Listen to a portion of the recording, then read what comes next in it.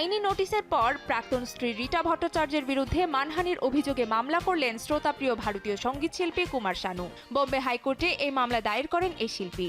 জানা গেছে, ক্ষতিপূরণ হিসেবে ৩০ লাখ রুপি দাবি করেছেন তিনি। পাশাপাশি রীতার সাক্ষাৎকারের ভিডিও সরিয়ে নেওয়ার আবেদনও করেছেন। এসব ভিডিওতে রীতা তার প্রাক্তন স্বামী কুমার শানুর বিরুদ্ধে মিথ্যা তথ্য ও সম্মানহানিকর বক্তব্য দিয়েছেন বলেও অভিযোগ করা হয়েছে।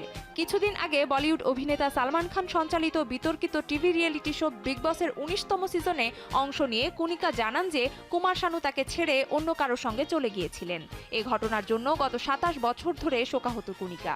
রীতা ভট্টাচার্যের দেওয়া সাক্ষাৎকার ভাইরাল হওয়ার পর গত ২৭ সেপ্টেম্বর কুমার শানু তাকে আইনি নোটিশ পাঠান। নির্দিষ্ট সময় পেরিয়ে যাওয়ার পরে মানহানির মামলা করলেন কুমার শানু।